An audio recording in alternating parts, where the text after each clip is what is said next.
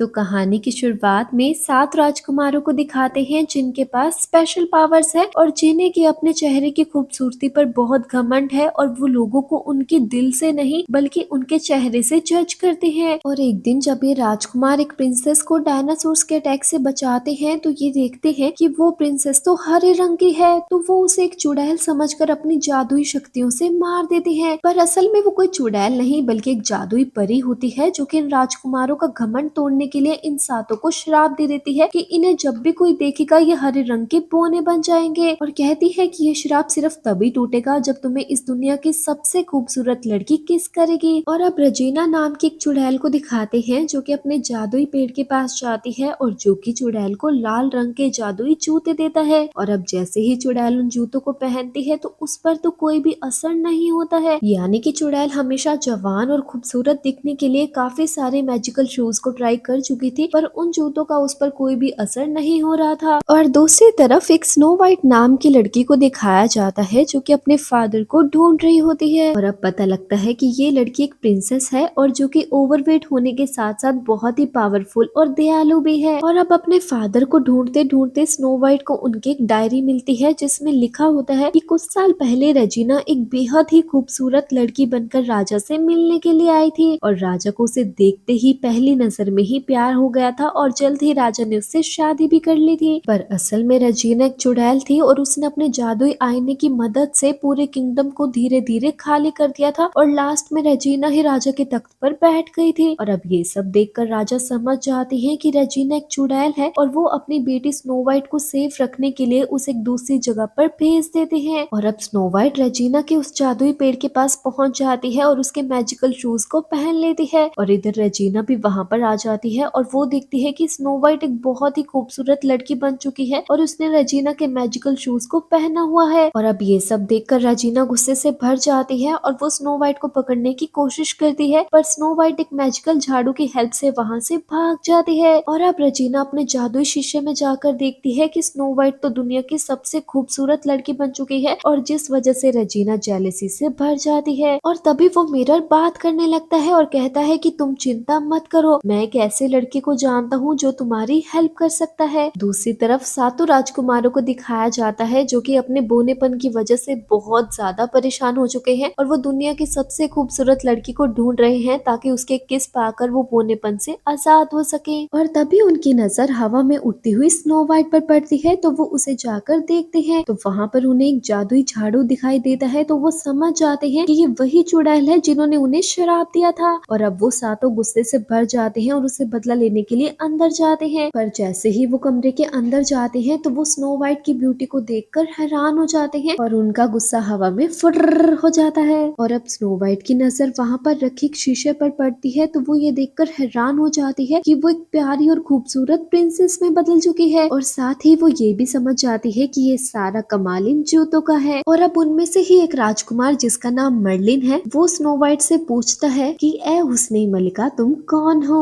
तो snow white कहती है कि मैं एक राजकुमारी हूँ और यहाँ पर मैं अपने फादर को ढूंढने के लिए आई हूँ। तो उनमें से कोई भी बोना उसे अपनी असलियत नहीं बताता है और अपनी इंट्रोडक्शन देते हैं। और अब मर्लिन भी उसे अपने ग्रुप से मिलवाता है जिसमें कि आर्थर, जैक, हैंस और 3 सगे भाई पिनो, नोकी और कियो होते हैं। तो राजकुमारी कहती है कि ये नाम तो उन 7 राजकुमारों से मिलते जुलते हैं। तो बोने कहते हैं कि हमारा सिर्फ उनसे नाम ही मिलता है, असल में हम उनसे बिल्कुल अपोजिट है। और अब इन सातों राजकुमारों को ही स्नो वाइट से प्यार हो जाता है और वो अलग अलग तरीके से स्नो वाइट को पटाने की कोशिश करते हैं, पर स्नो वाइट का तो सारा ध्यान बस अपने फादर की तरफ ही होता है और वो ये सोच रही होती है कि वो अपने फादर को कैसे ढूंढे। और तभी स्नो वाइट को बाहर कोई दिखाई देता है तो उसे लगता है कि शायद वो उसके फादर हैं, वो बाहर चली जाती है, पर तभी एक बड़ा सा बनी प्रिंसेस पर अटैक कर देता है। और अब ये चीज अंदर खड़ा मर्लिन भी देख लेता है तो वो बाहर प्रिंसेस को बचाने के लिए पहुंच जाता है। और अब जैक भी मर्लिन को बाहर जाते हुए देख लेता है तो वो भी इस चक्कर में बाहर भाग जाता है कि कहीं मर्लिन स्नो वाइट को पटा ना ले। और इधर मर्लिन भी अपनी स्पेशल पावर से स्नो वाइट को बचा ही लेता है और कहता है कि मैं बनी को रोक तो लूंगा पर तुम मुझे पीछे मुड़कर मत देखना। पर जैसे ही स्नो वाइट की नजर मर्लिन पर पड़ती है तो मर्लिन वापस से बोना बन जाता है। और अब जैक भी वहाँ पर पूरे हीरो स्टाइल में एंट्री मारकर पहुंच ही जाता है, पर जैसे ही स्नो वाइट की नजर उस पर पड़ती है तो उसकी सारी हीरो बनती वहीं धरी की धरी रह जाती है और वो फिर से हरे रंग का बोना बोना बन जाता है। और अब आखिरकार सातों राजकुमार मिलकर स्नो वाइट को बचा ही लेते हैं और बनी को बांधकर अपने घर पर ले आते हैं। और अब थोड़ी देर बाद आर्थर ये अनाउंस करता है कि कल वो स्नो वाइट को लेकर शहर की तरफ जाएगा ताकि वो उसके फादर को ढूंढ सके। और अब सारे राजकुमार तो इस बात के लिए राजी हो ही जाते हैं, पर मर्लिन को ये बात बिल्कुल भी पसंद नहीं आती है, क्योंकि वो ये समझ जाता है कि आर्थर स्नो वाइट को इम्प्रेस करने की कोशिश कर रहा है, इसलिए वो उसको कल अकेले में लेकर जाना चाहता है। पर बेचारे मर्लिन की एक नहीं चलती है और आर्थर स्नो वाइट को लेकर फुर हो जाता है। और अब आर्थर स्नो वाइट को इम्प्रेस करने के लिए एक स्पेशल जगह पर लेकर जाता है जहाँ पर एक तलवार रखी होती है और कहता है कि ये तलवार सिर्फ एक बहादुर इंसान ही निकाल सकता है। और अब जब आर्थर उस तलवार को निकालने की कोशिश करता है तो वो तलवार उससे निकलती ही नहीं है, जिस वजह से आर्थर की बहुत बुरी तरह से झंड हो जाती है। और अब दोनों मार्केट में पहुंच जाते हैं जहाँ पर स्नो वाइट जैक को उदास देखकर उससे प्रॉमिस करती है कि तुम बिल्कुल भी चिंता मत करो, मैं ये तलवार वाली बात किसी को भी नहीं बताऊंगी। और इतने में ही वहाँ पर रेजिना के सिपाही पहुंच जाते हैं जो कि स्नो वाइट को देख लेते हैं और भागकर उसके पीछे पड़ जाते हैं। पर स्नो वाइट बड़ी ही चालाकी से उन मैजिकल शूज को उतार देती है और फिर से पहली वाली गोलू मोलू स्नो वाइट बन जाती है, और जिस वजह से सिपाही उसे पहचान नहीं पाते हैं और वहाँ से चले जाते हैं। और अब इनसिक्योरिटी से भरा मर्लिन भी अपने साथ बनी को लेकर वहाँ पर पहुंच जाता है और उसे देखकर आर्थर बहुत ज्यादा चिढ़ जाता है और सोचता है कि ये फिर से आ गया मेरी बंदी को पटाने के लिए। और अब स्नो वाइट सैंडल पहनकर बाहर आ जाती है और मर्लिन और बनी उसे अपने साथ उठाकर घर पर ले आते हैं। और अब धीरे धीरे मर्लिन को स्नो वाइट से प्यार होने लगता है और ऐसा होता देख आर्थर जेलिसी से भर जाता है और दोनों के बीच में झगड़ा हो जाता है। और इतने में ही वहाँ पर एवरेज नाम का एक राजा आता है जो कि मर्लिन और आर्थर को पकड़ लेता है और ये अनाउंस करता है कि मैं अच्छे से जानता हूँ कि स्नो वाइट तुम यहाँ पर छुपी हुई हो, चुपचाप से बाहर आ जाओ नहीं तो मैं तुम्हारे दोस्तों को मार डालूंगा। और अब स्नो वाइट भी अपने दोस्तों को बचाने के लिए चुपचाप से बाहर आ जाती है और जहाँ पर राजा उसे जबरदस्ती अपने साथ ले जाने लगता है। पर इतने में ही वहाँ पर पिनो निको कियो अपने बनाए हुए स्पेशल रोबोट के साथ एंट्री मारते हैं और वो राजा के लोगों पर अटैक कर देते हैं। और अब इन दोनों के बीच में फाइट बहुत ज्यादा बढ़ जाती है तो एवरेज उन पर बॉम्ब से अटैक कर देता है और जिस वजह से उनकी बिल्डिंग टूट जाती है। अब स्नो वाइट और उसके दोस्त तो बिल्डिंग के अंदर कूद जाते हैं, पर बेचारा एवरेज वहीं पर ही फंस जाता है और उसका बुरा हाल हो जाता है। और अब ये सब देखकर एवरेज गुस्से से भर जाता है और वहाँ से चला जाता है। और अब उनको हराने के बाद स्नो वाइट बहुत ज्यादा खुश हो जाती है और अब धीरे धीरे स्नो वाइट को भी मर्लिन से प्यार होने लगता है। और तभी मर्लिन उसे बताता है कि ये मेरा असली रूप नहीं है, एक परी ने मुझे श्राप दे दिया था जिस वजह से मैं एक बोना बन गया हूँ। और अब स्नो वाइट भी उसे अपनी असलियत बताने की कोशिश करती है, पर उसके सैंडल फंस जाते हैं और इतनी कोशिशें करने के बावजूद भी वो नहीं उतरते हैं। और दूसरी तरफ रेजिना को दिखाते हैं जो कि एवरेज को धमकाते हुए कहती है कि तुमने अभी तक स्नो वाइट को क्यों नहीं पकड़ा। और अब रेजिना एवरेज को अपना मैजिकल एप्पल देती है जिसे खाते ही एवरेज और उसके साथ एक भयानक मॉन्स्टर में बदल जाते हैं। और दूसरी तरफ दिखाते हैं कि स्नो वाइट और बाकी के बोने मिलकर अपने घर को ठीक कर लेते हैं और अब मर्लिन और स्नो वाइट साथ में बाहर घूमने के लिए जाते हैं और जहाँ पर मर्लिन स्नो वाइट को प्रपोज करता है और दोनों में किस हो जाती है। और अब क्योंकि मर्लिन को किस मिल चुकी थी तो वो स्नो वाइट की आंखें बंद कर देता है, पर जैसे ही स्नो वाइट मर्लिन को देखती है तो मर्लिन फिर से एक बोना बन जाता है। और अब ये सब देखकर मर्लिन बहुत ज्यादा हैरान हो जाता है कि आखिरकार वो अपने रूप में वापस क्यों नहीं आया। पर इतने में ही वहाँ पर एवरेज और उसके साथी आ जाते हैं और वो स्नो वाइट और मर्लिन पर अटैक कर देते हैं। और अब स्नो वाइट और मर्लिन वहाँ से भागने लगते हैं और मर्लिन स्नो वाइट से कहता है कि तुम जल्दी से अपनी आंखें बंद कर लो। और मर्लिन उन तीनों को अच्छा सबक सिखाता है और नीचे पानी में गिरा देता है। और अब जब स्नो वाइट पलटती है तो मर्लिन वापस से बोना बन जाता है, पर इतने में ही एवरेज ऊपर आ जाता है और वो मर्लिन को लेकर अपने साथ नदी में गिर जाता है। अब ये सब देखकर स्नो वाइट बहुत ज्यादा परेशान हो जाती है और वो मर्लिन को बचाने के लिए अपने असली रूप में पानी में चली जाती है और उसे बाहर निकाल लेती है। अब स्नो वाइट को उसके असली रूप में देखकर मर्लिन काफी ज्यादा हैरान और एकदम से चुप हो जाता है। और अब स्नो वाइट मर्लिन को कहती है कि क्या अब भी तुम मुझसे प्यार करते हो, पर मर्लिन के पास कहने के लिए कुछ भी नहीं होता है और वो वहाँ से चुपचाप चला जाता है। और अब मर्लिन के इस बिहेवियर की वजह से स्नो वाइट काफी ज्यादा अपसेट हो जाती है और इधर मर्लिन को दिखाते हैं जिससे कि अपनी गलती का एहसास हो गया है और वो स्नो वाइट से मिलने के लिए वापस जाने लगता है। और तभी वहाँ पर रेजिना के टेडीज आ जाते हैं और बेचारी स्नो वाइट अपसेट होते हुए उनके साथ जाने लगती है, पर तभी सामने उसे मर्लिन खड़ा हुआ मिलता है और जो कि स्नो वाइट से माफी मांगता है और उसे एक एप्पल खाने के लिए देता है। और अब जैसे ही स्नो वाइट एप्पल को खाने लगती है तभी वहाँ पर बनी और मर्लिन आ जाते हैं और तभी ये बात सामने आती है कि ये मर्लिन कोई और नहीं बल्कि रेजिना है जो कि भेस बदल कर वहाँ पर आई है। और अब इससे पहले कि मर्लिन कुछ कर पाता, रेजिना स्नो वाइट को अपने साथ लेकर वहाँ से चली जाती है और अब मर्लिन भी स्नो वाइट को बचाने के लिए उसके पीछे पीछे चला जाता है। और अब ये सारी बातें टेडीज जाकर बाकी के राजकुमारों को बता देते हैं और वो अपने स्पेशल रोबोट को लेकर मर्लिन को बचाने के लिए निकल पड़ते हैं। और इधर रेजिना स्नो वाइट को जबरदस्ती एक एप्पल खाने के लिए कहती है और स्नो वाइट के मना करने पर वो कहती है कि ये देखो तुम्हारा मर्लिन और जो कि अब मेरे कब्जे में है, अगर तुमने ये नहीं खाया तो मैं इसे मार डालूंगी। और अब मजबूरन स्नो वाइट को वो एप्पल खाना पड़ता है और अब जैसे ही स्नो वाइट उस एप्पल को खाती है तो वो धीरे धीरे एक पेड़ में बदलने लगती है। और तभी वो जादुई शीशा मर्लिन को बताता है कि अब जल्द ही स्नो वाइट एक पेड़ में बदल जाएगी और उसके बाद वो बेचारी मारी जाएगी। और अब ये सब सुनकर मर्लिन को बहुत ज्यादा गुस्सा आ जाता है और वो अपने आप को छुड़वाकर वहाँ से भागने लगता है, पर बहुत कोशिशें करने के बावजूद भी वो शीशा उसे पकड़ ही लेता है। और अब मर्लिन के साथी भी वहाँ पर पहुँच जाते हैं और वो मर्लिन को छुड़वा ही लेते हैं, पर तभी वो शीशा जैक को पकड़ लेता है, लेकिन जैक अपने हीरे की अंगूठी से उस शीशे को चकनाचूर कर देता है और सभी लोग वहाँ से बाहर निकल जाते हैं। और इधर स्नो वाइट को दिखाते हैं जो कि पूरी तरह से पेड़ में बदल चुकी है और अब रेजिना उस पर लगे सैंडल को तोड़ने ही वाली होती है कि तभी वहाँ पर मर्लिन पहुँच जाता है और वो रेजिना को लेकर खाई में कूद जाता है। और अब मर्लिन अपने जादू से वहाँ पर जोरदार धमाका करता है और रेजिना चुड़ैल को वहीं पर ही मार गिराता है। और अब रेजिना के मरते ही उसके सारे जादू टूट जाते हैं और वो टेडीज वापस से बच्चे बन जाते हैं जिन्हें की रेजिना ने अपना गुलाम बना रखा था, और वो बने भी अपने असली रूप में आ जाता है और जो कि एक्चुअल में स्नो वाइट के फादर होते हैं। और अब स्नो वाइट अपने फादर से मिलकर बहुत ही ज्यादा खुश हो जाती है, पर तभी पीनो, निको और क्यू मर्लिन को अपने रोबोट पर बिठाकर ऊपर ले आते हैं। और अब मर्लिन की हालत देखकर स्नो वाइट को बहुत ज्यादा बुरा लगता है और वो रोते रोते मर्लिन को किस कर देती है, और तभी देखते ही देखते मर्लिन वापस से राजकुमार बन जाता है। और अब मर्लिन स्नो वाइट से अपनी गलती के लिए माफी मांगता है और कहता है कि मैं तुमसे सच्चा प्यार करता हूँ और क्या तुम मुझसे शादी करोगी। तो स्नो वाइट उसे हंसते हंसते हाँ कर देती है। और अब मर्लिन के साथ साथ उसके बाकी के दोस्त भी बहुत ज्यादा खुश हो जाते हैं, पर तभी वो सोचने लगते हैं कि अब हमारा क्या होगा, पता नहीं कब कोई लड़की आएगी और वो हमें किस करेगी और हम फिर से अपने असली रूप में आएंगे।